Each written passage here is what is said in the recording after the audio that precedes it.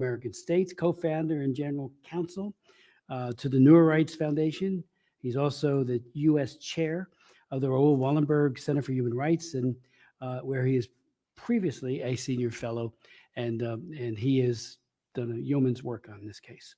We'll then hear from Sadiq Midi, who's on his way. He should be here very shortly, an expert in public diplomacy and international security with over a decade of experience in American foreign security policy, focusing on the geopolitical dynamics of Afghanistan and South Asia. Mr. Amini has played a pivotal role in policy analysis, outreach, and crisis response, including advising on the U.S.-Afghanistan bilateral security agreement and coordinating vital evacuation efforts during the Taliban takeover, earning him the U.S. Department of State's Heroism Award. Then we'll hear from Ben Linden, who is the Advocacy Director for Europe and Central Asia for Amnesty International USA, where he works to advance human rights in U.S. foreign policy. Prior to joining Amnesty, Ben served as the U.S. Department of State, the U.S. Commerce Department, and the Office of Oregon Senator Jeff Merkley, who we all know very well because I serve as co-chair and Jim has served as co-chair of the China Commission, and he's served very great in that capacity. He has also worked, you being Ben, as the Asia Society in New York and taught English in South Korea. So, Mr. Bukhari, the floor is yours. Thank you, Co-Chair Smith, Co-Chair McGovern, honorable members of Congress and the Commission. I would like to just before add that I have a longer statement for the record, which I would like to be included. Without objection, so ordered, and that goes for all of your statements and anything else you would like to attach to them. Thank you. I've traveled 15 hours to get here, so I apologize in advance to the Commission if I go a tad bit over my time. I could stand here today and talk about all the injustices unfolding in Pakistan, but today I want to give you the context, the story behind the headlines, so you can truly get a grasp of what is happening and why. Let me start with the event that shattered whatever remained of a Pakistan democratic facade, the general elections of February 8th, 2024. These were the most brutally rigged elections in Pakistan's history. The rigging started months earlier than the actual election day. They stole the symbol of our very part of the party, which was the cricket bat, so voters couldn't identify us on the ballot. Our candidates were forced to contest as independents, creating chaos and confusion. Nomination papers were rejected, rallies were banned, banners were torn down, flags were forbidden, leaders were jailed, exiled, driven underground. Many of them are here today. Yet the people of Pakistan rose to the challenge. And one of the highest turnouts in our history, the Pakistanis came out and voted for change. Independent data and independent observers have both shown with academic fact that PTI-affiliated candidates have won over 170 to 180 seats in the existing parliament. Unfortunately, overnight, from 24 to 72 hours, those results were all changed. As a result, Pakistan Tehreek-e-Insaf couldn't form a government. Brutality continued. There were too many votes for even the constituency that even held the amount of constituents. So if a constituency had 400 votes, somehow the person who got the vote changed in Form 47 had 450,000 votes. So overnight, populations grew by 50 to 100,000. Let me be very clear that Pakistan's 2024 elections were neither free nor fair. They were engineered to silence the democratic voices of millions. As if crushing democracy at the ballot box wasn't enough, Pakistan's rulers then turned their knives to the judiciary. Through the 26th constitutional amendment, they rewrote the rules of justice. They stacked the Judicial Commission with politicians, loyalists, stripping judges of independence. Our courts, once a check for executive power, became a tool of the power.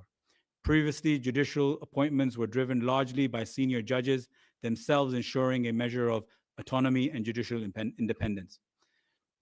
It subordinates the independence of judiciary to political interest, erodes public confidence, no longer impartial, and became an extension of the executive. It violates the Pakistan Constitution itself from Article 175, which enshrines the separation of power, to Article 10, which guarantees every individual the right to a fair trial before an impartial, competent court.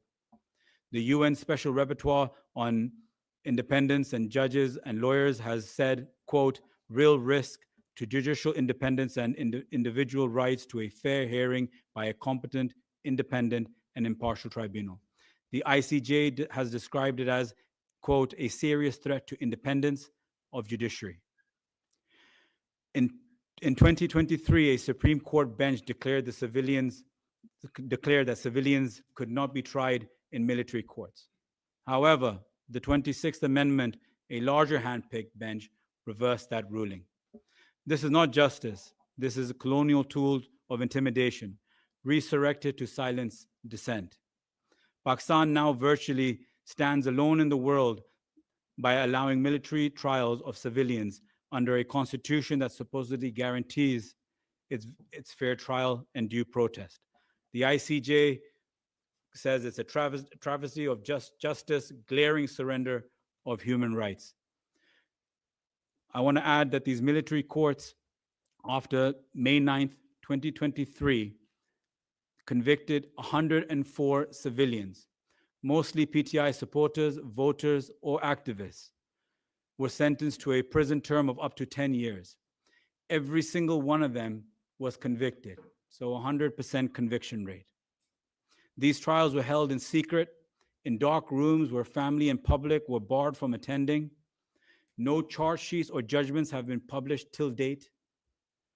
Trials happen, documents are hidden from lawyers and the legal team, so not a single document can leave that courtroom till date. Judges are army officers, and appeals are given not to civilian court judges, but rather to the army chief himself, who will then hand it down to his subordinates to make a tribunal, to come out with whatever decision they want with no justification or evidence. Even the sentences are arbitrary. Some were jailed for a year, others were jailed for a decade. No clear reason except political punishment. An example is Barrister Hassan Khan Niazi, Imran Khan's nephew, who was sentenced to 10 years despite minor allegations. This is a purge, it's not justice. It violates Pakistan's own constitution, as I mentioned earlier. It violates international law. Article 14 of the ICCPR demands fair public trials in independent courts. From the US State Department to the EU, to the UK, Human Rights Watch, and the ICJ, the world is united in condemning Pakistan's military trials on civilians. Pakistan's Supreme Court, once a beacon of hope, has wavered under pressure, green-lighting the sham proceedings. And what about the voices that are trying to tell these stories? Freedom of speech in Pakistan is dying. Journalists have been arrested, abducted, tortured, or driven in exile. Dr. Moin Pirzada, one sitting right here. Independent shutdowns and social media blackouts are now a standard tactics to bury dissent. YouTube channels criticizing the government or the establishment vanished overnight. TV anchors are blacklisted if they dare to speak even Imran Khan's name, which is forbidden on national television. I appear on international media myself, but I'm not allowed to appear on local media.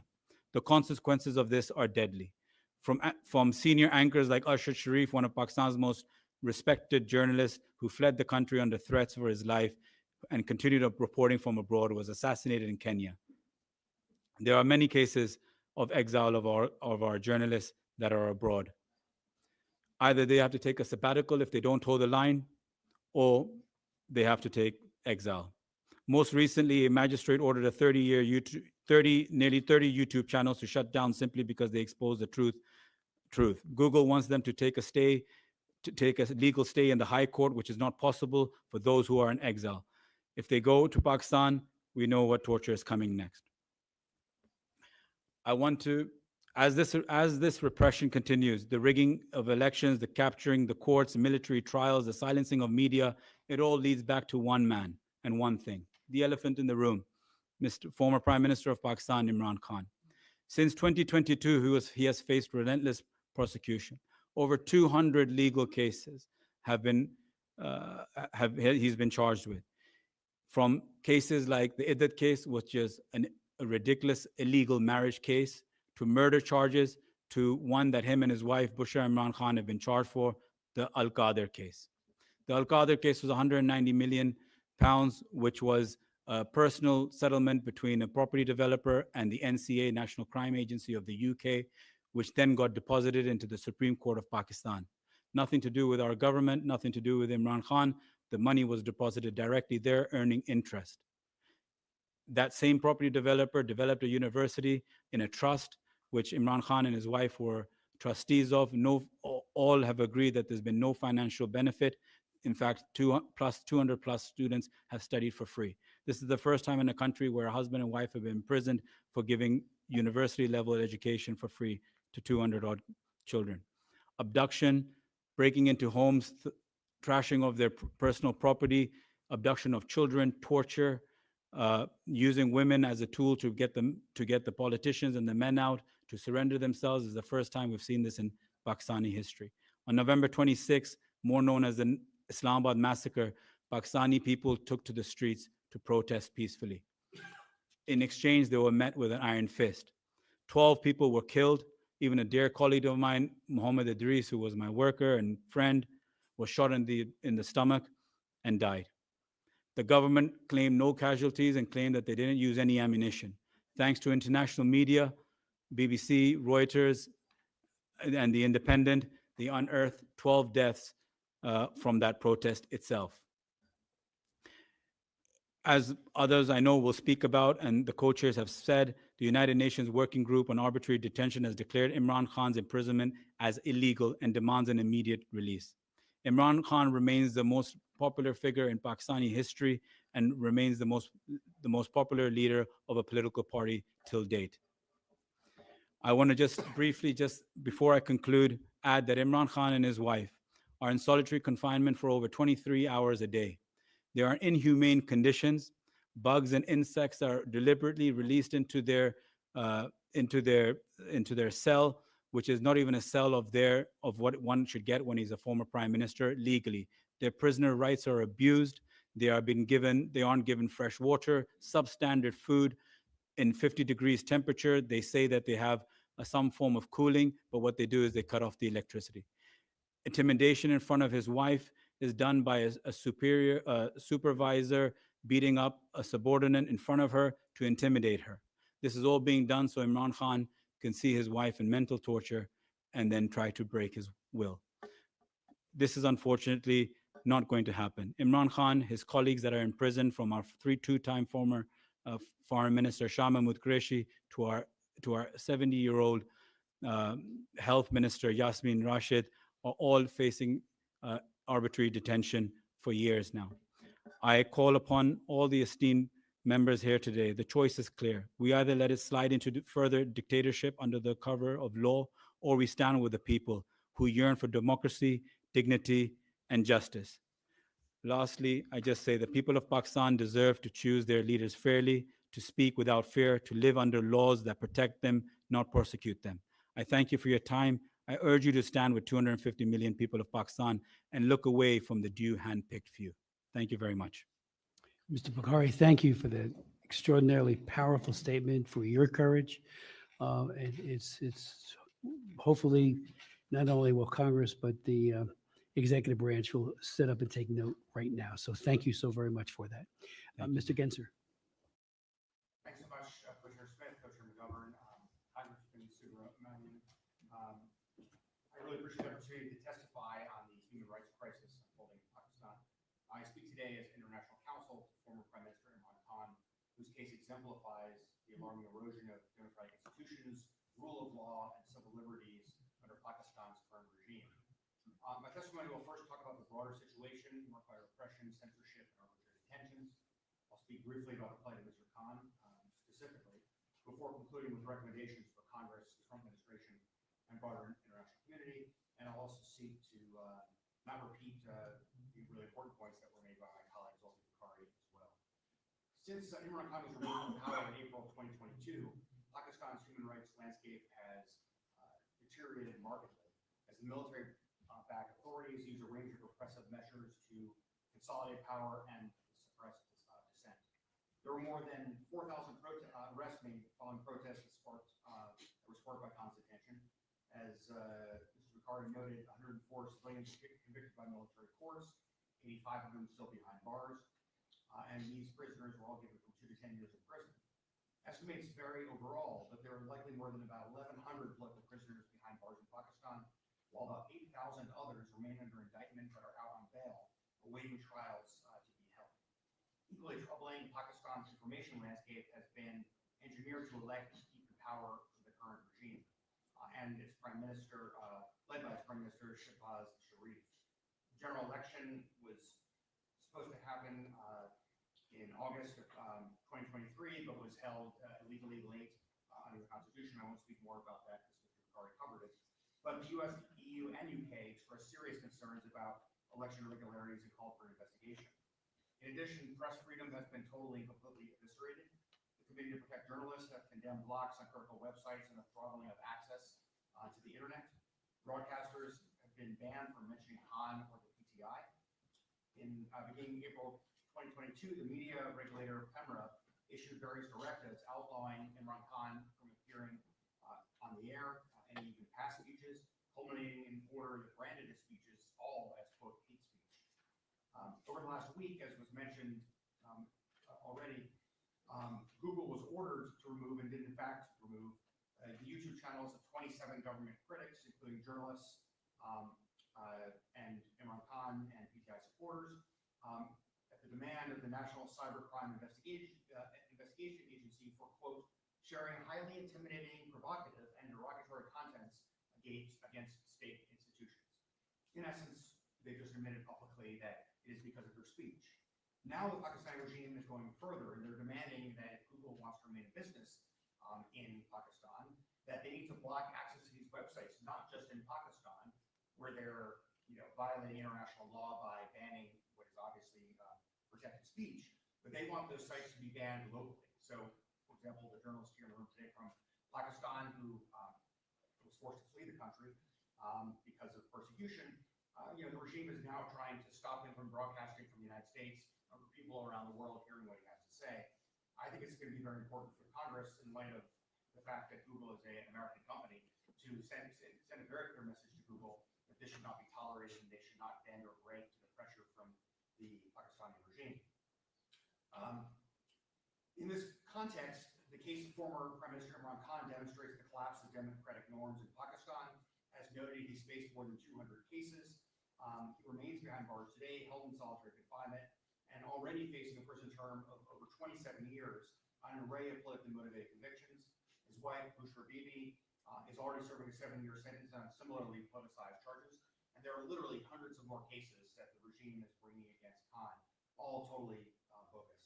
As was noted earlier, the Working Group on Arbitrary Detention, in response to a petition we submitted there on his behalf, concluded there was, quote, no legal basis, and appears that the charges appears to have been intended to disqualify him from running for political office. In short, his detention is declared was illegal in violation of international law, and it called for his immediate release. We've had strong support on Capitol Hill, and we're very grateful for it, for freedom, democracy, and human rights in Pakistan. As was noted earlier by Co-Chair Smith, Congressman Wilson, and Congressman Panetta introduced the bipartisan Pakistan Democracy Act, authorizing targeted sanctions on officials implicated in gross human rights abuses. Another bipartisan group of 59 members wrote to President Trump in May of this year that the 2024 elections in February were riddled with vote rigging and repression, and highlighted the ongoing imprisonment of Imran Khan, and urged the administration to condition ties on concrete steps towards free and fair elections and the release of all political prisoners. Obviously, Mr. Khan's persecution is inextricably linked to the broader repression facing the people of Pakistan. If a former prime minister can be treated in this manner, as Co-Chair McGovern pointed out, ordinary citizens and activists have little hope. In closing, Pakistan is a nation of 240 million people. Its success matters enormously, not only for all of them, but to ensure that core democratic principles are respected and regional stability is preserved. Today, however, the country has trampled on the rule of law, silenced the press, imprisoned its political opponents to secure an iron grip on power. While Imran Khan's case is the highest profile example, there are tens of thousands of other cases that are just as important and just as egregious in terms of the rights abuses. The U.S. and the international community must not look away. There's much that can be done to help, and holding this hearing itself is a critical step forward. First, I recommend that Congress remain engaged and reach out to Pakistan's Prime Minister to demand the immediate release of all political prisoners and the freedom of the press, the rule of law, and democracy be restored to Pakistan. In addition, the Congress should urge President Trump and Secretary Rubio to make these top goals of the Trump administration. I also believe, and I speak about this personally, that the Congressman Wilson bill should also be advanced to the Congress as rapidly as possible. And of course, rules should be told in no uncertain terms that if it blocks access to YouTube channels globally that are related to people that are simply standing up for democracy and human rights in Pakistan, that will be seen as a serious concern for the United States government and for the U.S. Congress. Second, I'd ask President Trump and Secretary Rubio both personally to take up the situation in Pakistan.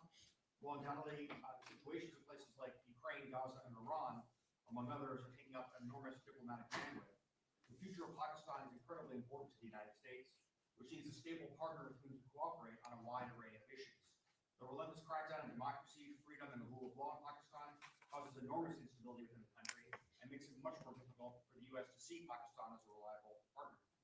Third and finally, I would call on the UN and the wider international community to hold the Pakistani regime accountable for all of its rights abuses, to put enormous pressure on the regime to reach a negotiated settlement with the opposition that would begin with the release of all political prisoners and create an irreversible roadmap for the restoration of democracy, human rights, and the rule of law in Pakistan.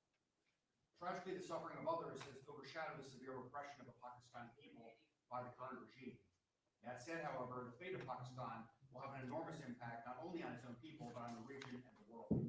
We cannot continue to ignore the severity and scale of rights abuses being committed against the people of Pakistan. The time for action is now. Thank you.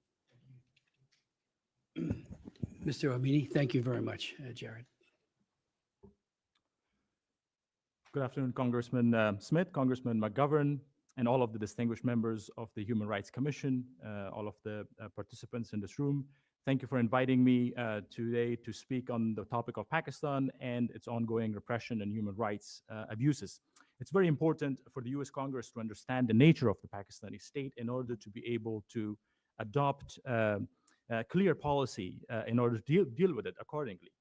Pakistan is no doubt an authoritarian military dictatorship regime.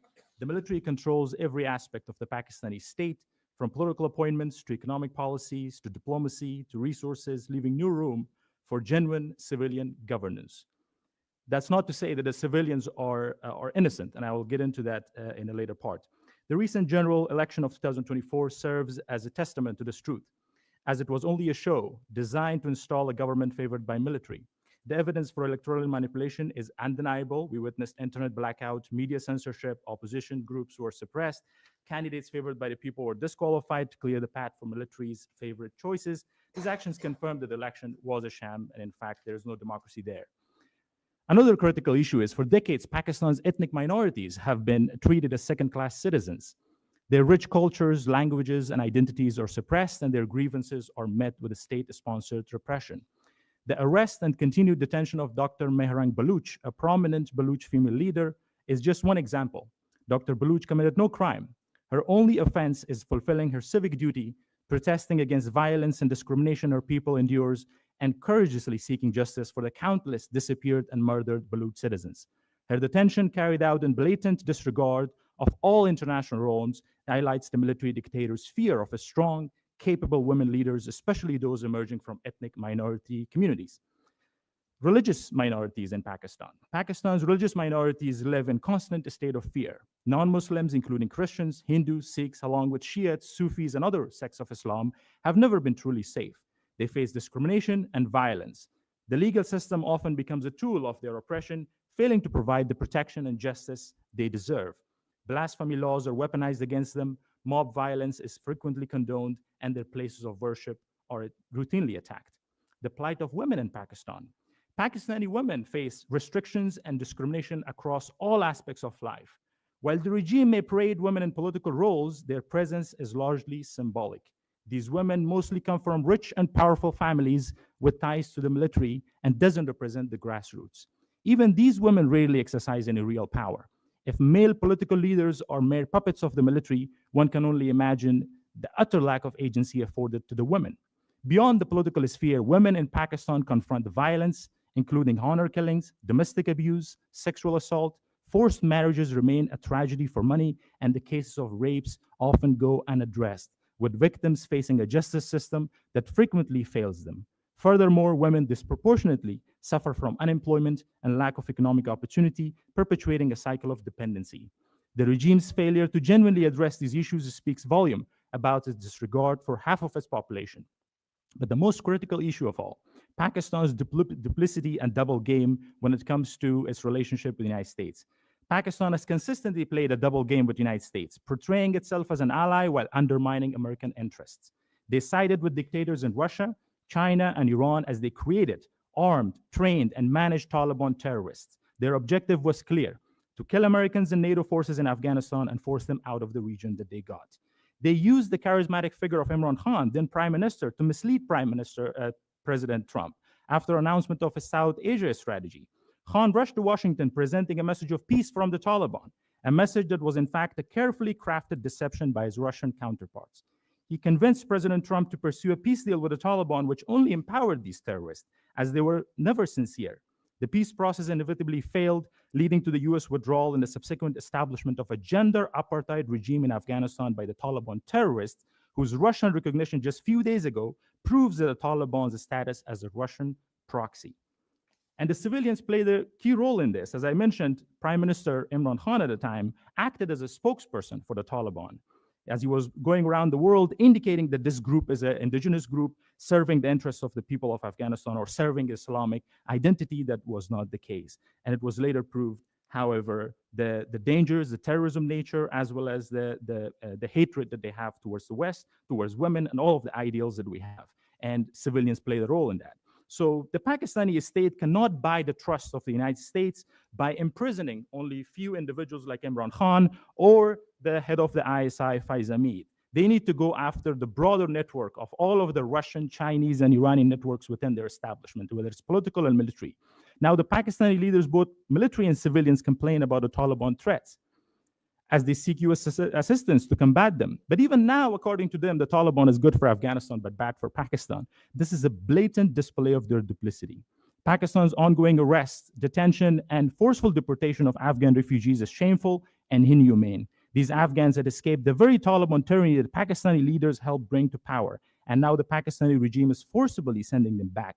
What kind of human beings force refugees to return to a terrorist regime that denies girls access to education, systematically subjugates an entire nation into darkness, and commits unspeakable atrocities? If it wasn't enough to force Afghanistan into this darkness, now those seeking refuge are being sent back. This is inhuman, utterly unjustifiable, and demands the strongest possible condemnation from all civilized nations of the world. A call to action. The United States must hold the Pakistani leaders, both civilians and military leaders, accountable and demand a clear declaration of where they truly stand moving forward. The choice before Pakistani leadership is simple: a stand with democracies or a stand with authoritarians and a state sponsor of terror. That is Russia, China, Iran, the axis of evil, and the Russian terrorist puppet regime of the Taliban in Afghanistan. If Pakistan cannot entangle itself from the axis of evil, then the United States must treat it as such, a state sponsor of terror. The metrics for their alignment with democracies are clear and verifiable. Cut off all ties with the Taliban in Afghanistan. Stop mistreating and forcing Afghans to return, and instead provide legal protection, pathways for them to remain safely in Pakistan until Afghanistan is truly free. Support the anti-Taliban Afghans so they can free their country from the Russian occupation and its terrorist puppet regime of Taliban. A free Afghanistan will naturally lead to the voluntary return of most Afghan refugees. Purge army and political structure from all of the Russian and Chinese agents who are closely working with the terrorists and undermining democratic principles. Open up the political space for all ethnic and religious minorities. Hold a genuinely free and fair election that will naturally cement their ties with the United States and democracies of the world. The time for Pakistan's duplicity is over. Both civilians and military leaders, the United States must demand a clear choice and hold them accountable for the path that they choose. Thank you. Thank you very much, Mr. Amini. Appreciate your testimony and your leadership. I'd like to now recognize Ben Linden for such time as he would like to use. Thank you, Chairman Smith, Chairman McGovern, Representatives Bonamiki and Subramanian, and all commission staff. Thank you for this important hearing. Today, I will discuss legal and physical attacks against religious and ethnic minorities in Pakistan.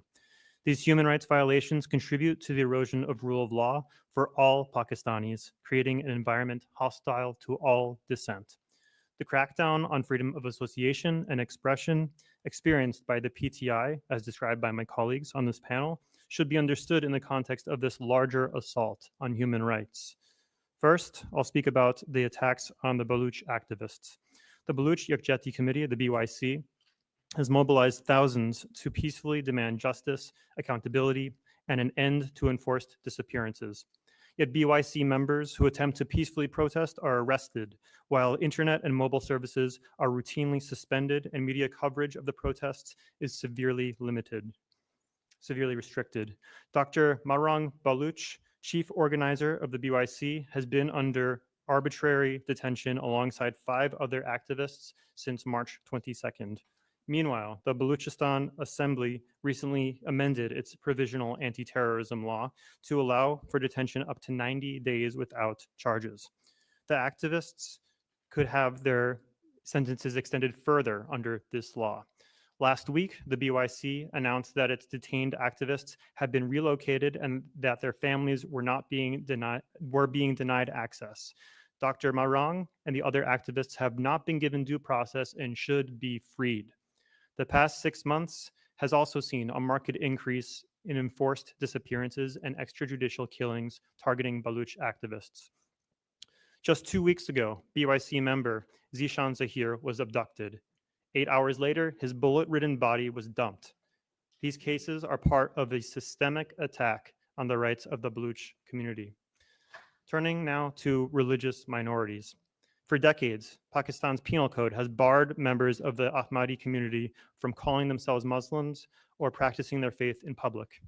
Harassment and restrictions against Ahmadis spiked around Eid holiday last month, when individuals were forced to sign affidavits to refrain from Eid prayers and rituals.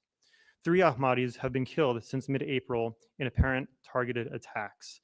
Instead of protecting this community, local authorities have arrested Ahmadis, including children, outside of their places of worship around Friday prayers. Even the Lahore High Court Bar Association has lobbied for restrictions on this community. These institutions should be protecting the rights of religious minorities, not attacking those rights. Meanwhile, Pakistan's vaguely worded blasphemy laws are increasingly being weaponized by majoritarian religious groups, while the accused have few means to defend themselves. In 2024 alone, 344 new cases were opened following blasphemy allegations. This caused widespread harassment and intimidation against religious minorities, although most cases were against the recognized Muslim community itself. 10 of those accused of blasphemy last year were extrajudicially killed. Finally, turning to the forced deportations of Afghan nationals. In September of 2023, the Pakistani government announced a phased deportation plan targeting Afghan refugees and asylum seekers. Since then, more than 1 million Afghan nationals have been forcibly returned to Afghanistan. People facing forced return to Afghanistan, including journalists, human rights defenders, women protesters, artists, and former government officials, are at imminent risk of persecution and repression by the Taliban. And I would add that Afghan women refugees' voices would be particularly valuable to this commission, and perhaps they could be invited back for another hearing to update this commission in the near future. Those Afghan refugees still in Pakistan, live in constant fear of harassment, arbitrary detention, and deportation, with no due process or lawyers to represent them. Among them are those in the pipeline for U.S. P1, P2, and special immigrant visas, or CIVs, some of whom fought alongside U.S. forces for 20 years. The harms against Afghans in Pakistan are compounding. Deportation orders and their looming deadlines have made Afghan refugees vulnerable to extortion by officials who demand bribes, and parents are afraid to send their children to school in case they're picked up for deportation. Some of those receiving support from NGOs have had their aid cut due to the freeze in U.S. foreign aid, making them even more vulnerable. Due to the ongoing conditions in Afghanistan and the risks facing those who are returned, any deportation or forced return of Afghans to Afghanistan violates the principle of non-refoulement. US Congress and the Trump administration should do the following. First, call for an end to the harassment, arbitrary detention, and extrajudicial killings of Baluch human rights defenders exercising their rights to freedom of expression and peaceful assembly. Second, call on the Pakistani authorities to release and drop charges against all Ahmadis detained solely for exercising their human rights, in particular, their rights to worship freely, and take concrete steps to protect those rights. Third, call on the Pakistani government to repeal all blasphemy laws and laws that discriminate against the Ahmadi community. Fourth, reverse the ban on Afghan nationals entering the United States and allow the U.S. Refugee Admissions Program and the State Department's Coordinator for Afghan Relocation Efforts, or CARE office, to continue to process P1 and P2 visas and CIVs, fulfilling a bipartisan commitment from Congress to support Afghan allies. Needless to say, the dismantlement of the CARE office should be reversed. Finally, or penultimately, extend temporary protected status for Afghans already in the United States, and finally call on the Pakistani government to stop the arbitrary arrests, detentions, and harassment of Afghan nationals and reverse the decision to forcefully deport Afghan nationals. Before wrapping, I want to just add one note, which is to say, to briefly acknowledge that the work of defending human rights in Pakistan and everywhere requires expertise at all levels of government. Amnesty International is gravely concerned by the reckless reorganization of the State Department, the drastic cuts to the human rights and humanitarian assistance, and as of last week, the reduction in force affecting critical human rights positions held by civil servants in the State Department. Congress should act expeditiously, using all oversight, appropriations, and other powers to prevent permanent damage to the State Department's long-standing, long-developed institutional expertise and relationships in support of human rights and refugee protection around the world. Thank you for your commitment to human rights, and I look forward to today's conversation. Thank you, Mr. Linden, for your testimony. Just to begin the questioning, let me point out that you, Mr. Bukhari, in a Reuters piece yesterday, underscored the concerns that you have, I think, with the paramilitary force that's being created, and especially as it relates to the August 5th remembrance of the second anniversary of the arrest of Prime Minister Khan. And I'm wondering if you might want to expand upon that. I'll give a few questions so we can expedite for the other members as well. But to me, that sounds like very ominous. I mean, the military is bad enough. Now they're going to, impress into service some additional people, thugs carrying guns. That's very, very disconcerting. If anyone would like to react to the August 2023 Intercept report that leaked Pakistani diplomatic cable, which then referred to then U.S. Ambassador Donald Lu, of having encouraged Pakistani's military leaders to remove Khan. Is that true? Is it untrue? I don't know. I've read the Intercept article, and I'm just, it'd be nice to, on the record, to know with total transparency if that were true. With regards to the religious freedom and the sanctioning pursuant to the country of particular concern designation, one of the biggest disappointments that I've had with the IRFA law, and I held all the hearings on it back in 1997 and 1998. And then it was Frank Wolf's law, and then did a Frank Wolf International Religious Freedom Act in 2017 that expanded it significantly. And one of the biggest disappointments, no matter who's in the White House or at the State Department, while the designations often are accurate, there's no sanctions. And prescribed in the statute are at least 18 very significant sanctions that can be meted out to a country. Matter of fact, one of the only sanctions on travel was imposed on Modi for what he had done vis-a-vis a number of Muslim people that were killed, the Prime Minister of India. But that's about it. I mean, there's almost nothing. So we are going to be calling on the IRFA office to really look at imposing, especially all the terrible things that they're doing to various people of various faiths, to say, that's it. We've got 18 sanctions here, and we're going to impose them on you. So I do hope that will, and you might want to speak to that in response. On the YouTube issue, which is outrageous, in 2006, I had a hearing that lasted 7 hours on how Google, Microsoft, Cisco, and Yahoo were aiding and abetting the Chinese Communist Party, but Google in particular, by completely censoring all things related to Tiananmen Square massacre and everything else. But they're also opening up their vaults to Chinese Communist Party police, and Yahoo was especially egregious in this activity. And they were going to go after all the human rights activists, the democracy activists. And when I asked all 4 of them under oath, including Google, why are you doing this? Well, we got a request from police.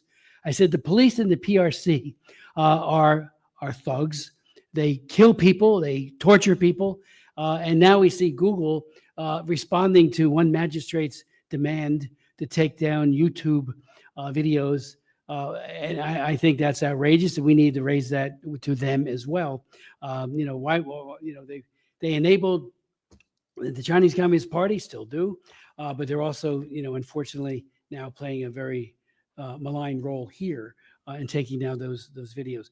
I would finally point out that in terms of foreign aid, the first Trump administration cut it off. The Biden administration pretty much continued that, I'm happy to say. But there were IMET and FMS sales, particularly for F-15s, F-16s, I should say. And they claimed that was a sale rather than, hey, if you're aiding and abetting their Air Force when you have such a dictatorial regime running the place, shame on us if we enable that. So if you want to speak to that, I would hope there'd be a complete clampdown on all of this.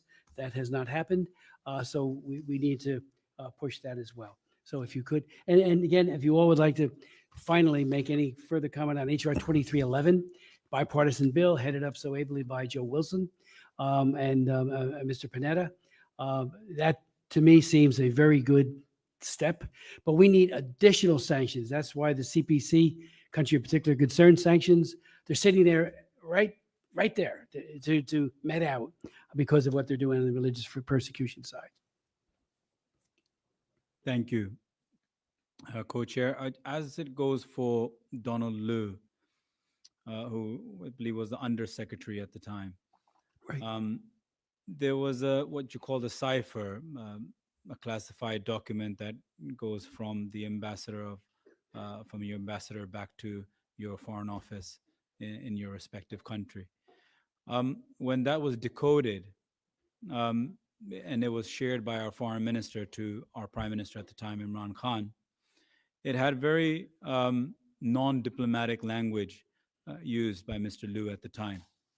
Along the lines, he had visited our ambassador on his farewell, but he had used undiplomatic language such as, if Imran Khan does not, stop from going to Russia, then we won't stop the move against him. If he does not do this, then we will remove him from power. So it was something which is completely uncalled for, especially for the way that diplomats operate.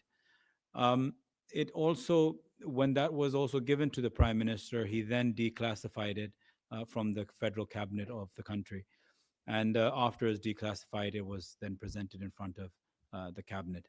So it was a very, I would say that it hurt millions of people, the way that the language was used by Mr. Liu. It was a clear indication of what was the thought process at the time. And obviously something was brewing in the background where Imran Khan's government wasn't anymore feasible for that time new regime of President Biden. As it goes for the parliamentary force, these things, the problem is that we have to learn from history. And whenever these things are created, they're not created for the reason of the greater good. They're usually created, especially in the province of KP, where we have our government, to basically be another force and to keep a check on us. And that too, the timely manner of it just before Imran Khan from prison has declared that we are going to go for peaceful protests across the country and internationally and we want those protests to hit its peak around the 3rd to 5th of August, nationally and internationally. These paramilitary forces have been created in the province where we have right now our government. So there's a massive gap of trust, mistrust between us, and we know that these are going to be used as a further clampdown method in the province where we're ruling. Let me just speak to one of the issues, which is Google's behavior here, because I think it is both shocking and deplorable. And I say this as a lawyer because Google has an announced set of global standards that cover YouTube as well as to what kinds of content is acceptable and is not acceptable.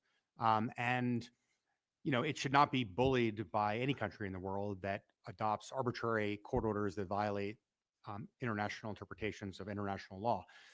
Pakistan signed and ratified the International Covenant on Civil and Political Rights. Article 19 creates a right to freedom of opinion expression through any means you so choose, which would include YouTube. And Google shouldn't be looking to local court orders in Pakistan for what to do.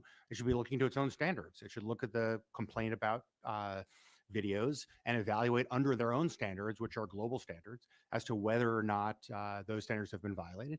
And if yes, they should take them down. And if no, as I think is very much the case with these specific channels, then it should say to Pakistan, we have a set of global standards we apply to everybody in the world. We're very sorry that you don't like that we are keeping these videos online, but we have to abide by the global policies that we have adopted. And so the fact that they caved so quickly, and now we understand that Pakistan's regime is trying to pressure them to take down those channels, not just in Pakistan, but globally, is really stunning, and I think would be a terrible blow to freedom of the press and freedom of political opinion and expression if they were to do that. And I hope that the Congress, Co-Chair Smith, you've been brilliant at hauling, and you too, Mr. McGovern, at hauling tech companies before the U.S. Congress and forcing them to answer questions about their policies. And to me, this would be a totally indefensible move.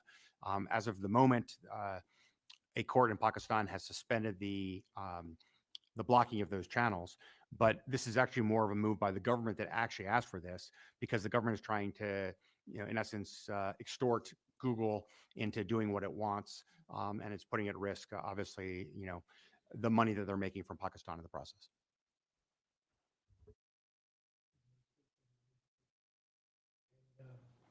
Sanctioning pursuant to the IRFA. Thank you, Chairman.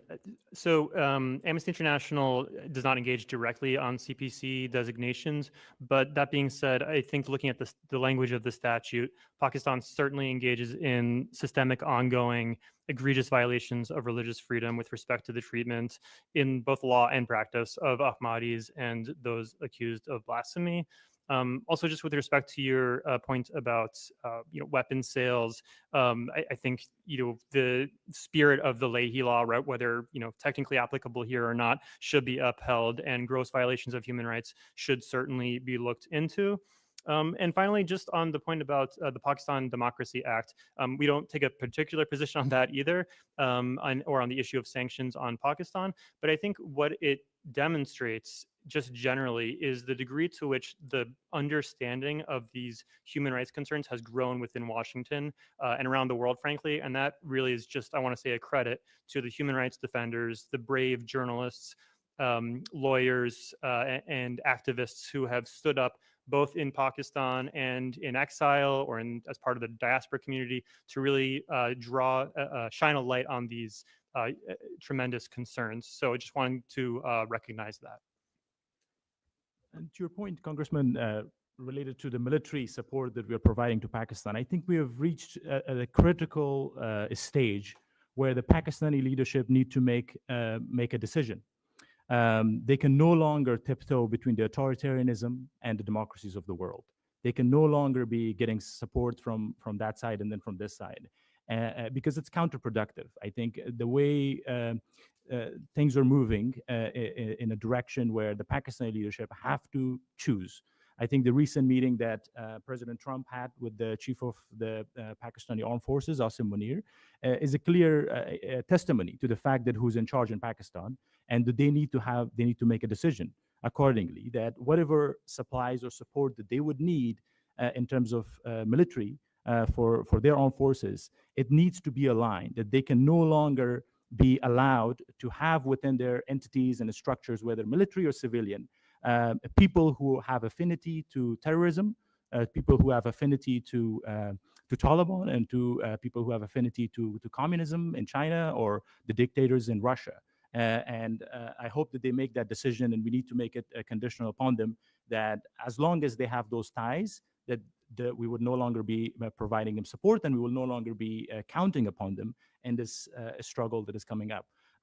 But if they do make a decision, the metrics are clear, as I have highlighted before. cutting off all the relationship and ties that they have with the Taliban, and then having a genuine democratic process within their country. Thank you.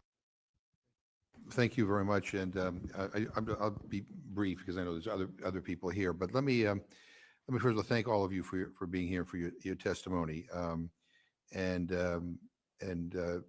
Mr. Genser, I think you've just sparked a brilliant idea here in terms of Google.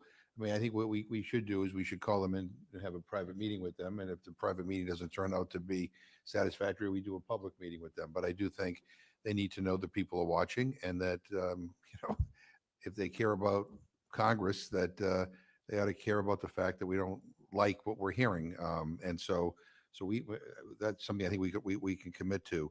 I have a vibrant Pakistani community in Massachusetts who engage me all the time, and quite frankly, they're worried about signals coming from our government right now. And I just open this up to anyone here. I mean, can you characterize the relationship of the United States and Pakistani governments, and specifically, what does the Chief of Army Staff Munir's recent visit to the White House say about that relationship, and what that relationship might look like in the future?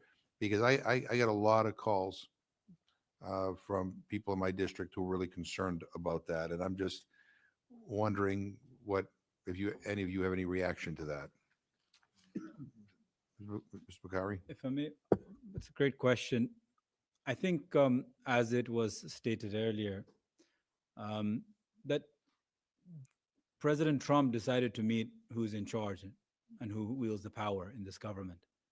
Our defense minister, Asif Khwaja, just recently, 2-3 days ago, gave 2 interviews, if not 3, stating that this is a hybrid government. What that means is for everyone's guess, but it basically means we lost the elections, we rigged it, and now we're sitting here because we have the cover from the military to allow us to sit here. And that's what we're going to call now hybrid. But in February 2024, they were declaring that they won by a popular vote, and decided to have allies in the parliament. So I think what it is, to say fairly, is that President Trump probably didn't want to waste his time meeting someone with no power, that is the prime minister, and decided to meet someone who's calling the shots. Yeah. No, and I appreciate that answer. I guess some of my constituents are concerned about when I meet with somebody in the White House, I'm bestowing legitimacy on them and giving them respect that, quite frankly, every leader in the world and every official in the world doesn't get. Mr. Genser? Yeah, I mean, I would concur with that analysis. I mean, candidly, I don't think that the Trump administration right now is at all focused on Pakistan. There was a meeting, and there's some things going on, in terms of discussions, I guess, behind the scenes. But I think the point that I'm happy to make publicly to the Trump administration is that, you can walk and chew gum at the same time, and that you need to do so when it comes to Pakistan. And obviously, we don't want to say, well, we as the United States government are going to have no relationship with the country, et cetera. I mean, we just don't really typically act that way. Even diplomats don't act that way, even with the worst regimes that we engage with.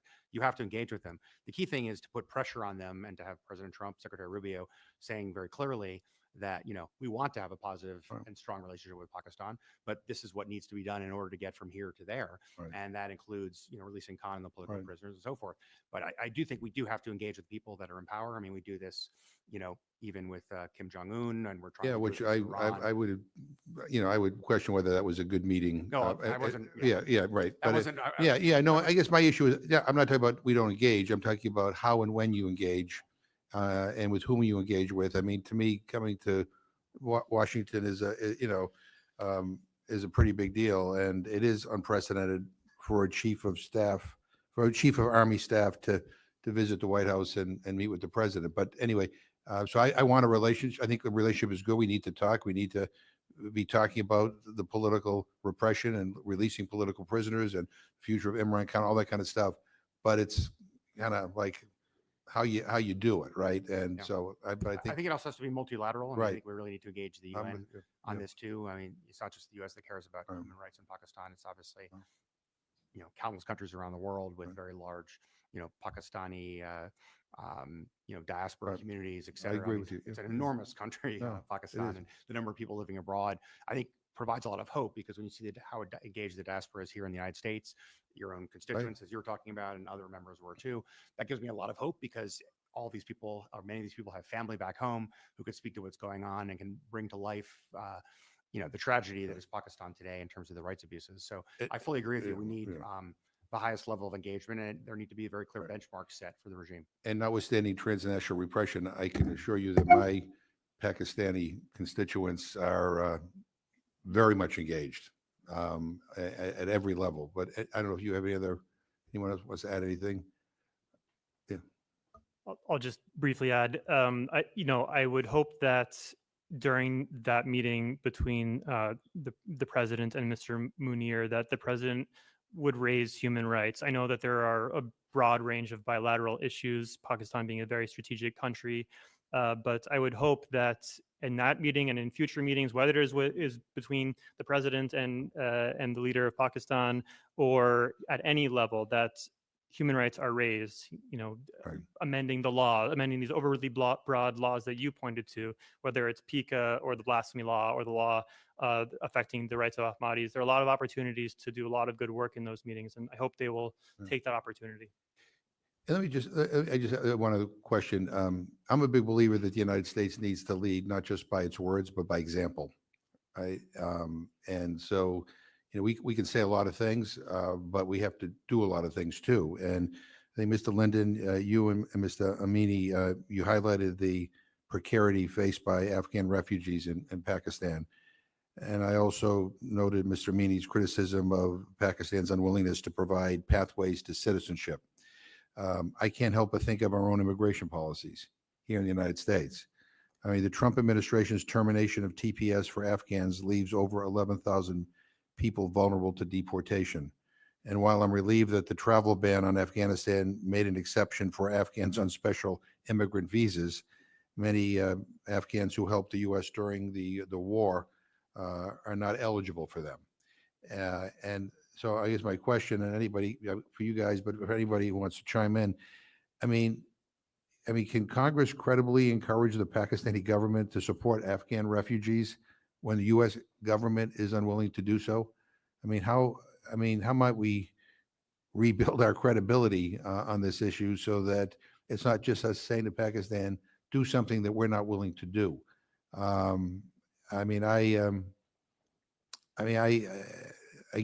think with Pakistan's treatment of the Afghan community deserves condemnation. But I'm just, for us to say you have to treat Afghan refugees better when we're not, it just seems to me to be, I don't know, not particularly powerful. But I open this up. I don't know if you want to, yeah. Well, thank you very much, Congressman. I think our understanding is that the United States leading the Western world and the way it is doing in terms of immigration is by far the best in the world that we have, the system that we have.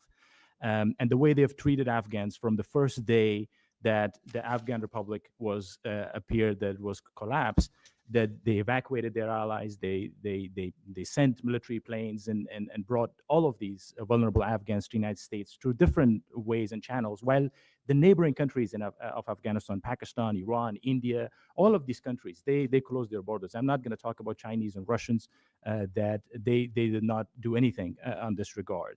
So I think for Pakistan, what we must say is that this was the first country that has started the deportation of Afghans. And so it's a very tragic and terrible precedent that they set as a neighboring country, as an Islamic neighboring country, for millions of Afghans who had escaped the very tyranny, the Taliban tyranny that the Pakistani leaders imposed upon Afghans. And I understand the concerns of any country, any nation, thinking about the future of the people who have come to their countries and the pathways and whether they are able to support them or not. But one reality that we cannot and we should not forget is, what are the circumstances that we are deporting the people to? Currently, Afghanistan is being controlled by a terrorist regime, a terrorist group. a terrorist regime that is a puppet of Russian mafia. It's a terrorist group that has been created, that has been operationalized and managed by the former KGB officers, friends of Putin. It's the same group. The objective was very clear: to force the US and their Western allies, any Afghan associated with them, out. From the first time that they were created to the second time that they were created, the objective was clear: and to force the 50% population of Afghans into subjugation, that's the women of Afghanistan. So basically take the future of the country away from them. And so any nation, any country, when they're looking at sending any Afghan who is desperately trying to flee that circumstance to make sure that their daughters go to school, and they're taking them away from their schools and sending them back to that circumstance, they need to question whether they're truly human beings making that I decision. don't disagree with you. And so I think for the US, I think we are still hopeful. The way that they have done so far, we are grateful in how they have been managing this process. And I'm hopeful that there are legal pathways that they're working through and realizing that there is a precedent. Yeah. When the communist regime in Afghanistan was in charge, nobody was forced Yeah. back. And so hopefully they Well, will consider the same. I hope you're right. I have a lot of Afghan constituents as well who right now are terrified that their TPS is expired. I have others that I have relatives that are still in Afghanistan that helped the United States during the war and are still stuck there and are living in terror. I'm just simply saying that what Pakistan is doing is wrong. I think what we're doing is wrong too. Mr. Linden. Thank you, Chairman McGovern, and thank you for your attention to that and for really uplifting the plight of those individuals and the need to restore TPS. We need TPS to be extended for Afghans in the United States. These people are vetted. They have been moved in some cases to camps, but U.S. military camps, and are waiting in limbo for their next stop. We need the care office to be reconstituted as soon as possible. Its dismantlement diminishes all the coordinated efforts that have had bipartisan support over the years for special immigrant visas, P1 and P2s. These are individuals who have fought alongside the United States in some cases. They have worked alongside the United States and our international partners to try to build a better future for Afghanistan. As a result, they have targets on their backs if they are returned to Afghanistan, excuse me. The United States and Pakistan both have international obligations under the ICCPR to practice the principle of non-refoulement, and they both need to be held accountable to doing that. I appreciate that. I thank you again for everything. And Mr. Gensler, we'll get back to you. I think this Google meeting is essential. But again, I appreciate all of you being here. I appreciate it. Happy to help however you would like. Okay, thank you. I yield back and thank the chairman. Thank you very much to the co-chairs, and thank you to the panel of witnesses. I want to start by discussing what you, Mr. Amani, called the plight of women in Pakistan, the effects of the political repression on the women. Pakistan rates 145 out of 146 countries on the Global Gender Gap Index that tracks gender parity across economic participation and opportunity, educational attainment, health and survival, and political empowerment. Also, Pakistan is ranked among the lowest in the Gender Development Index, which measures gender gaps and inequalities in health, in education, and in living standards. Only 22% of Pakistani women are in the labor force compared to 81% of men. And if there were parity, Pakistan's GDP would rise by up to 60%. I think about Oregonian Nicholas Kristof, who wrote a book called Half the Sky, that women hold up half the sky in economics. So I want to ask you, Mr. Amani, and then also Mr. Linden, how has this destabilization, the democratic destabilization, contributed to the gender gap, and what will it take to reverse these trends? Congresswoman, I think the double standard in the way the Pakistani leaders have been treating their own citizens, whether it's women or other ethnic groups, is its full display in front of us. And it's something that I think it's time for the international community, particularly United States, to question them and to call upon them, the duplicity. How could Pakistan claim to be a democracy, or any leader or anybody who speaks on behalf of Pakistan at any platform consider that they are pro-women and women's rights when they support Taliban, who have right now imposed a gender apartheid regime in Afghanistan for the second time? The same group was imposed upon Afghanistan by facilitation of the Pakistani leaders. And it wasn't just the Pakistani military. As I mentioned, the Pakistani leaders like Imran Khan, a charismatic leader who's supposed to be a very progressive guy on the international platform, he was acting as a spokesperson for the Taliban regime.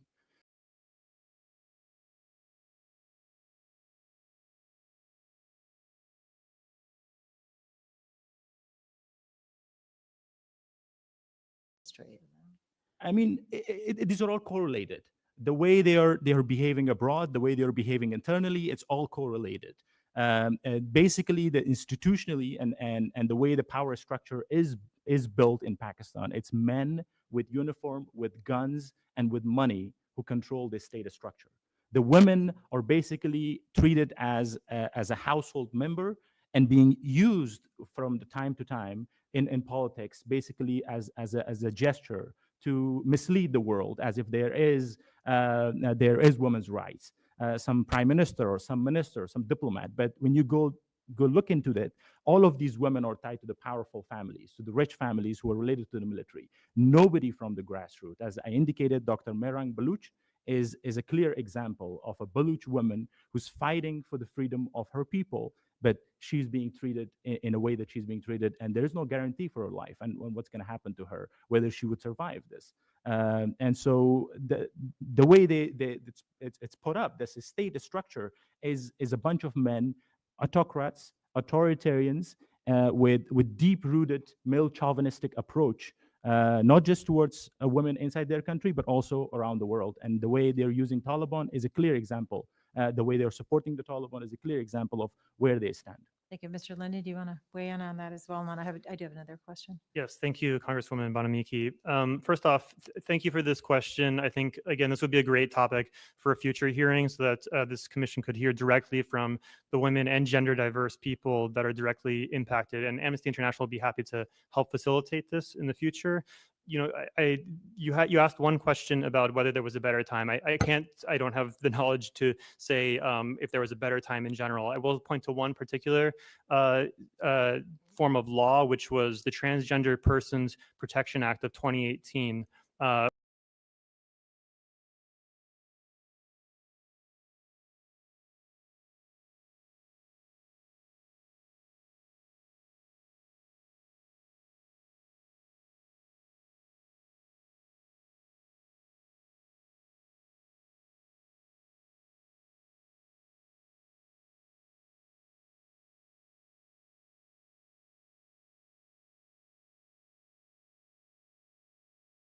Diverse groups continues to be widespread in Pakistan.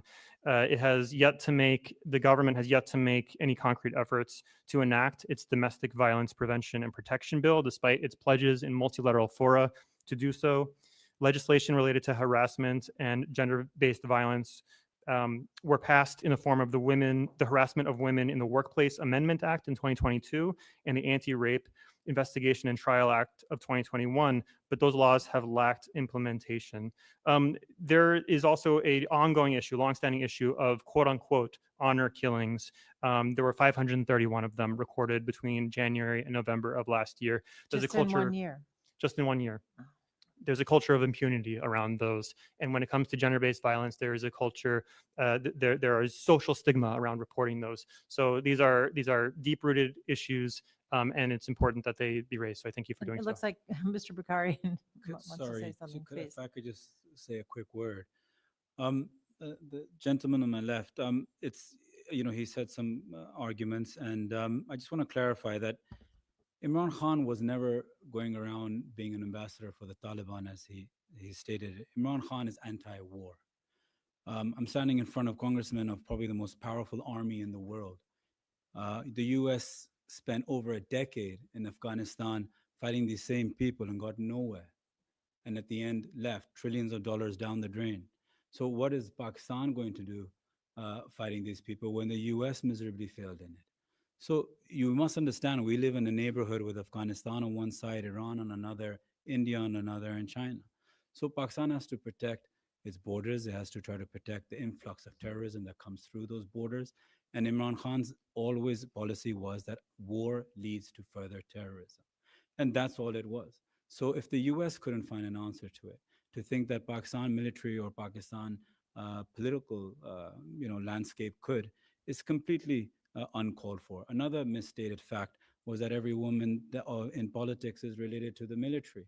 We have dozens of politicians in my party right now that have made it from grassroots level and up. In fact, today, a young one just got awarded a senator ticket. One is a gynecologist right now rotting in prison with Imran Khan, who's a gynecologist and a health minister. Pakistan was the first country in the world to have, Islamic country in the world to have a female prime minister. Benazir Bhutto wasn't from the military. Benazir Bhutto was the chairman of her political party, Pakistan People's Party. So, these are incorrect facts, but at the end of it, I would just want to say one thing, that there are a lot of there are smaller archery problems. The reality is that you're not going to find a solution to any of these problems, let it be gender equality, let it be terrorism, let it be anything else. Terrorism has increased in the last 2-3 years drastically, maybe 200% fold since our government has fallen. Why? Because it ruins when you destroy and remove the democratic fabric that the people have picked. The demographics of Pakistan don't give that kind of support and belief into the leader. 2019 was the safest year in Pakistan for the last 15 years. 2019 was the safest year in Pakistan for the last 15 years after 2019.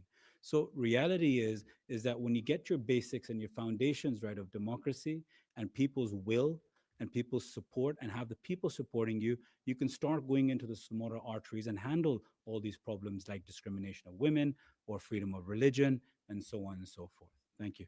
Thank you very much, and thanks for the clarification. And just to follow up, and Mr. McGovern pretty much asked my second question, but I want to follow up a little bit. When an Amnesty International report, Mr. Linden, from 2024 discusses, of course, many disturbing examples of oppression that we've heard about today, the attacks on freedom of expression, a failure to protect journalist safety, crackdown on protests, and the freedom to peacefully assemble, arbitrary arrests and detention of civilians, as well as enforced disappearances and the mass detention and deportation of refugees. And as Mr. McGovern was pointing out, and as we've discussed, it's pretty distressing to see parallels now happening in the United States. And I fear that the values we once embodied as a country are under attack and in some places disappearing. So what lessons can we learn from the erosion of democracy in Pakistan? What can we be doing here to strengthen our democratic institutions? But also, if you could talk a little bit about how the current leadership in Pakistan is perceiving what the erosion of democracy here in this country, I think that would be helpful for us to hear. Who wants to start? I'd like to hear whoever wants to weigh in. Thank you. I'd be happy to start. Thank you, Congresswoman Bonamiki. I think it's a really important question. I think the first parallel, unfortunately, is on the right to peaceful protest. I won't say parallel as in equal. I just mean it's an important thing to bear in mind based on what we see in Pakistan. We see the arbitrary detention of peaceful protesters in Balochistan. We see the crackdown on peaceful PTI protesters and how this is intended to create a chilling effect on dissent generally. We see the use of dubious legal provisions that are used to justify these detentions, and that erodes rule of law. When rule of law is eroded, it threatens protections of everybody's rights in a society. We also see a theme of impunity and lack of successful pushback against attacks on civic space and rule of law throughout Pakistan. There was lack of transparency where they were talking about the decision to deport Afghan refugees, the passage of the cybercrime law, the Balochistan anti-terrorism law, or the deadly crackdown, again, on the PTI demonstration last year. Impunity, lack of transparency, and attacks on rule of law enable further crackdowns. So I think the lesson for the US there is that when rule of law is sacrificed for refugees or activists or students or anybody else, it threatens the rights of the whole society. And last thing I would say is, believe it or not, I think the blasphemy laws are instructive as well. And of course, we don't have those in the United States. But what they demonstrate is that institutions don't stand on their own. They need to be defended.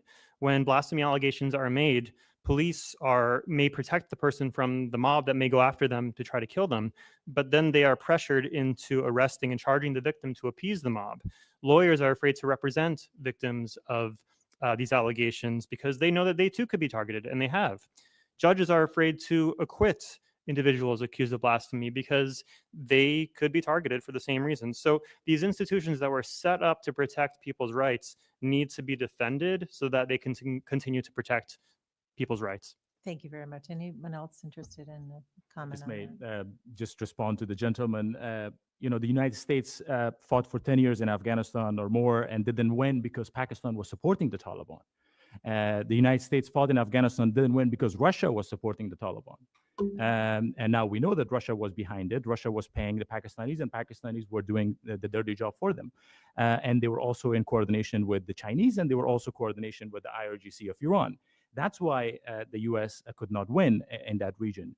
And so when Imran Khan came out in celebration of the victory of the Taliban when the US withdrew, he did not mention anything about the women rights in Afghanistan. When he was asked about it, he put it a cultural tone. He said, that's the culture of the people. Another insult, add an insult to the people of Afghanistan that that is the culture of the people. And so now that the Taliban are becoming an issue in Pakistan, now they know what's the problem that they have created. And so I think it's good for us to be honest when we are taking the stage on these platforms and to be truthful about what's in front of us. What we know is the Pakistani state, not just the military, but also the civilian politicians, acted in coordination to impose a gender apartheid regime in Afghanistan. The gender apartheid regime that right now millions of Afghans are escaping from, and they escaped to Pakistan. And right now the Pakistanis are forcing them to go back to Afghanistan, adding another cruelty to whatever atrocities that they have committed. Thank you. Thank you. And I share the position that Mr. Linden said about the importance of restoring the State Department staff and the offices and obviously TPS. Did either of you, Mr. Bukhari or Genscher, want to weigh in on the perception of people in Pakistan about what's happening here in the United States? The perception of people and the current military leadership, what are they perceiving about what's happening in the United States? Well, the people of Pakistan, the people of Pakistan have high hopes from President Trump. President Trump and Imran Khan shared a very warm relationship, and we believe that if there's someone that would show collective responsibility and lead it, it would be we had hoped that it would be President Trump for it. Naturally, the recent meeting probably disheartened many American Pakistanis and Pakistanis in Pakistan, but like the gentleman and the panelist said, it seems that Pakistan military is not only the strongest military within Pakistan, but also internationally it defeated the United States and Afghanistan apparently as well. So we're dealing with a very strong Thank you. military. And Mr. Chairman, I hope that we as commissioners can work together and address a lot of these issues that we're. Thank you. I yield back. Ms. Omar. I want to start by thanking our co-chairs for holding this hearing. The human rights crisis in Afghanistan is far-reaching. As our witnesses have testified, Pakistanis are being targeted for harassment, repression, arbitrary detention, and forced disappearance for numerous reasons. Some are being targeted for their political affiliation. Imran Khan is an emblematic example, but by no means not the only example. Some are being targeted for their work as journalists and human rights defenders. Some are being targeted for defending their land and culture as the Balochistan. Still others are being targeted because they are a religious minority. What it amounts to is thousands of Pakistanis having been subjected to a wide range of human rights violations. It is a deeply alarming and outrageous pattern. The United States has a clear role to play here. Pakistan is one of our most important allies. This gives us a moral obligation to stand up for the people that are being targeted. It also gives us an enormous leverage. Mr. Linden, I want to begin my question by talking about another group of people that the Pakistani government is targeting, the Afghan refugees, who I had the honor of visiting when I went to Pakistan a few years back. Hundreds of Afghanis are living in Pakistan, some of whom have lived there for decades and are now being subjected to forced deportation. Can you touch on what are the international law implications of deporting people to a place they are likely to face torture or imprisonment? Thank you, Congresswoman Omar. You're absolutely right. First off, there have been generations of Afghans living in Pakistan. They form part of the fabric of society, and yet they have been denied their rights. They have been demonized and constantly threatened with deportation. Amnesty recently actually put out a report focusing on the individual stories of some of the Afghan refugees who are impacted. One of those was a 27-year-old who we called Parwana Rahimi, although that's not her real name. She focused on socioeconomic challenges faced by Afghan women in Afghanistan. She started receiving death threats as the Taliban increasingly restricted women's journalists and women in general. And she left Pakistan as a matter of survival. But since then, she has had to deal with threats of deportation and harassment from the authorities, despite holding a visa and legal documentation. She has said herself, "I request the Pakistani government to see us as human beings, not just as refugees, and to extend their support to Afghan refugees facing genuine difficulties." She's also urged agencies such as UNHCR to expedite their processing to relocate refugees to safer countries as the uncertainty and challenges in Pakistan continue to mount. Pakistan put into place in 2023 an illegal, what's called, quote unquote, illegal foreigners repatriation plan, which initiated what may be one of the largest forcible returns of refugees in modern history. Over 1 million have already been deported in violation of the principle of non-refoulement. And that goes, I think, to your question about the international law basis. That is a principle that the United States and Pakistan both have the obligation to uphold. It is central to our obligations under the ICCPR. And again, this is a particular concern for Afghan women and activists. I think it's just critically important for both ends of this equation to be upheld. The U.S. has to continue to allow in those Afghan refugees in Pakistan who have been waiting in line and have been vetted and are undergoing vetting for U.S. visas. They also have to call on the Pakistani government to basically get rid of this quote unquote illegal foreigners plan and extend the validity of the proof of registration cards held by 1.4 million Afghans in Pakistan currently. And for anybody watching at home or in the room, you can join Amnesty International's calls by writing directly to the Pakistani government, asking them to uphold the rights of these refugees and immediately stop all deportations and renew the validity of these proof of registration cards, which expired on June 30th. So all those 1.4 million Afghan cardholders are in a very precarious situation. I do hope that those calls are answered. There could be some hope in having international pressure that reverses the course. I mean, the President Trump, Secretary of State Rubio have just fired everybody that's working in the care office at the State Department. Last year, under the Biden administration, I was able to meet with the Pakistani ambassador, advocating for them to stop the deportations. It is hard for us to have any sort of credibility right now in engaging in that kind of advocacy when we ourselves are deporting Afghans back to Afghanistan. And we certainly have, as you'd alluded to, hundreds of people that are waiting in different military bases that have been identified. Sending them back is sending them back to a death sentence. And so I do hope that the public is able to do more than we are able to do as part of the government that is currently carrying out deportations. Mr. Genser, we have to understand the persecution of Imran Khan in the larger context, as you said in your testimony. What are the implications of the de facto criminalization of the PTI itself for Pakistan's democracy? Thanks, Congresswoman Omar, for the very, very important question.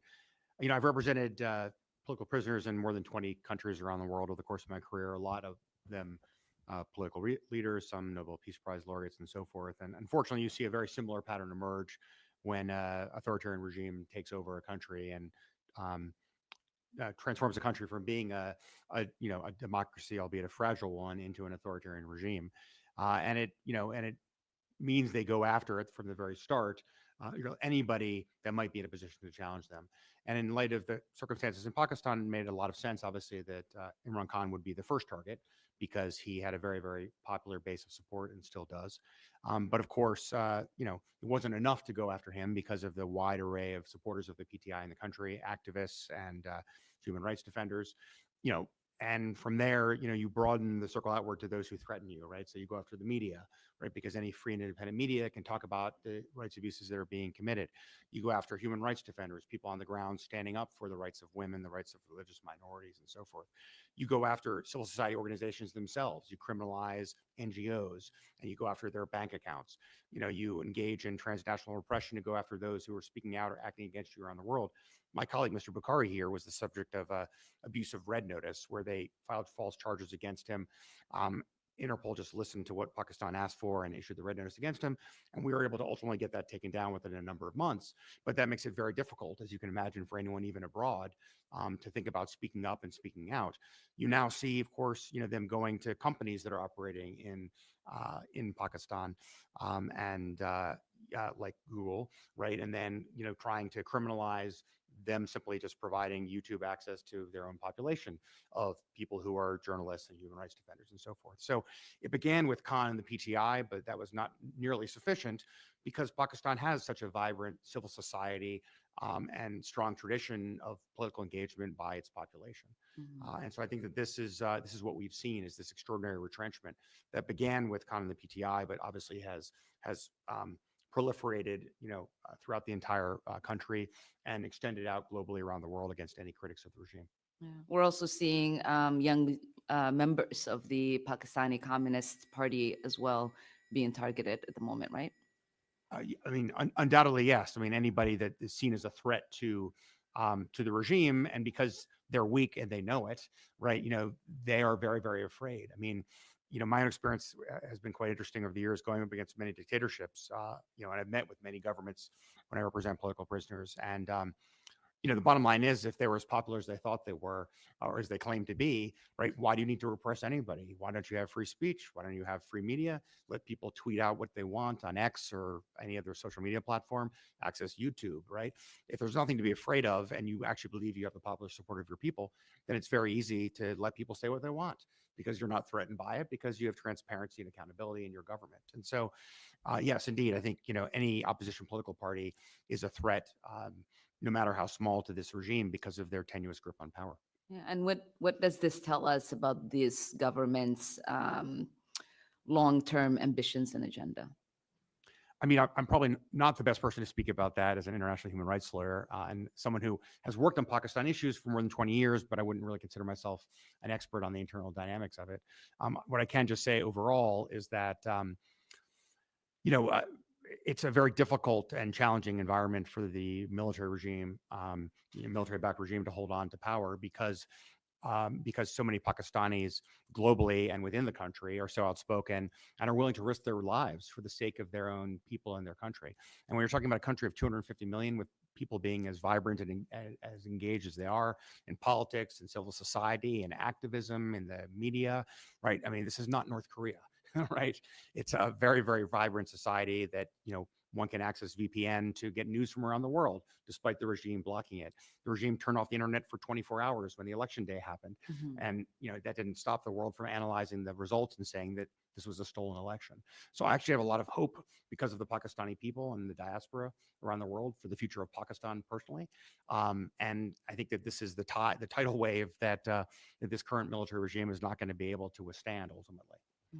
And finally, Mr. Bukhari, you in your testimony you mentioned Arshad Sharif's assassination in Kenya. That's sending shockwaves and making it hard for journalists, whether they are abroad or in country, to be able to exercise their ability to do their work. Can you elaborate a little bit about how has that shifted the culture for folks within country, not just those outside of the country? Sure. Pakistan in general has over about 200 independent private channels. So actually, it was a very vibrant, we had very vibrant media that was always criticizing, questioning, analyzing the government to be. There was always, we've always had issues with media and the intelligence agencies, but they've been very minute compared to the overall. This time, you see all your top, after Usher Shree's death, you see all the top 5, 10 journalists who are the best anchors in our country are either in exile or they've taken gardening leave sabbaticals. Kashif Abbasi is probably one of the biggest anchor. I think you met him Yeah. in your last trip. He's one of the best anchors in the country, if not the. He's on gardening leave, Mhm. and reason is because he refuses to talk about weather, on a 9 o'clock show. These are this. I'm being serious, and so this is what happens. We've got Dr. Moeen Prizada, who's one of our most respected uh, uh, TV personalities. He's here in Pakistan and US. He can't go back, and this is happening now across the board. You'll see a lot of people moving towards these YouTube channels. Hence, last week you saw the magistrate court's order. I would just like to say, if I may, Congresswoman, is that when you asked Jared about what's coming, just recently, due to the 26th Amendment, our reserve seats were snatched away and stolen from us. Our reserve seats, believe it or not, are of women, are apportionment of what you have in Parliament. And despite the brutal rigging that we had in the 2024 election, the portion of what you win in the National Assembly, you get given reserve seats, which are for basically women and non-Muslims. Those were snatched all away from us. What's coming in the coming days or weeks is that you're going to see this government now is going to, and the military courts are going to convict even more uh, MNAs, members of National Assembly, in the May 9th cases, in the garb of these May 9th cases. So we're probably going to end up losing another 20 to 30 seats in Parliament because they're going to be convicted for either 10 years or 10 years thingy. So we're going to have less of a majority because despite all of this, we were the single largest party in Parliament still. So in the coming days, weeks, or months, you're going to see them try to decrease our number even further so that they can strengthen themselves. Really appreciate that, and I'd be remiss if I didn't mention this. I know that Mr. Sadiq Amani, you said that the Pakistani government was fighting us and fighting with the Taliban. It's actually the inverse is true. The Pakistani government was helping the United States fight its war in Afghanistan, and actually, I think took a lot of losses, not just in credibility with the Muslim world, who saw them as betraying their allegiance, but also created problems for them with terrorism in itself. So, since you were concerned about us telling the truth in this committee, I just wanted to mention that. With that, Chairman, I yield back. Thank you very much. Just to conclude, as a pivot from this hearing, we will press hard for the religious freedom sanctions to see if that can be done. Raise all of these issues, obviously, with the administration. We'll do a letter again to the Pakistani leadership asking for Khan's and his wife's release and all the other prisoners, and pivot your testimonies as being, another major wake-up call to Congress and the executive branch from totally responsible and incisive testimonies that you have provided. So I thank you for that. We'll get working on that letter. Any thoughts that you have as how we should draft it? But your testimonies speak for themselves, and that will help. I worked closely with Shabazz Badi, who was horribly assassinated in 2011. Met with him many times. He really had this belief that there could be religious pluralism, that there can be coexistence, and he believed it to his bones and to the core of his being, and yet he was assassinated. I met with Benazir Bhutto many times, going as far back as the Cairo Population Conference when she was there, or the women's it was in Beijing, and she was a very, very articulate, effective leader whether you agree with her politics or not, I agreed a lot with it, but she was very effective. She was assassinated. And now, of course, if we're all talking about, with Arshad being assassinated as well, a prominent member of the media, we need to call out, this isn't just transnational with him. Repression is transnational terrorism. And we need to make sure that the government knows that we hate it, and we're going to speak out against it and use sanctions to the best of our ability to try to mitigate it. I would point out that presidents have a propensity to meet with all sides. I chair the China Commission. I've worked on human rights in China. I've chaired 107 hearings. I'm barred from going to China these days. I'm barred from going to Minsk these days, Belarus, because of the Belarus Democracy Act, which I wrote in 2004 and have done 3 since. Barred from Russia too. You got that one right.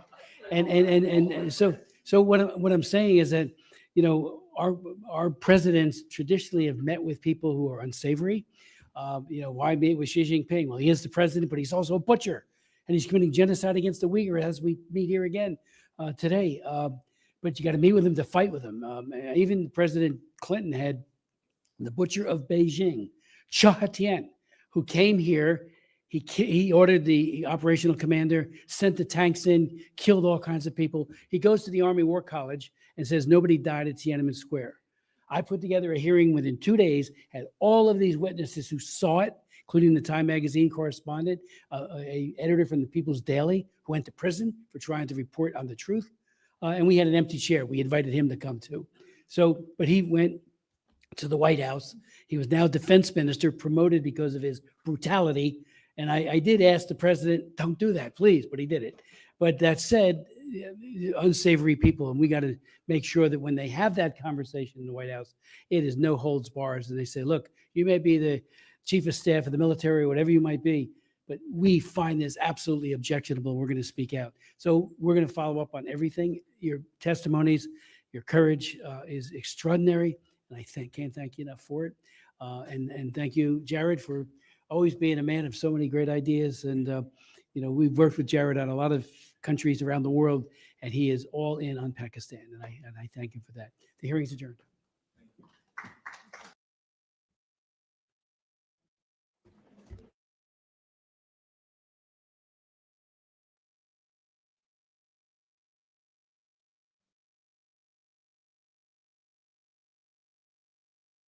Assalamu alaikum, Dr. Sahab. My name is Sunil Salim. I'm from Lahore.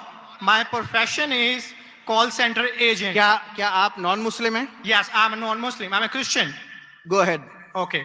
So my question is कि Surah Al-Tawbah, chapter number 9, verse number 31 के अंदर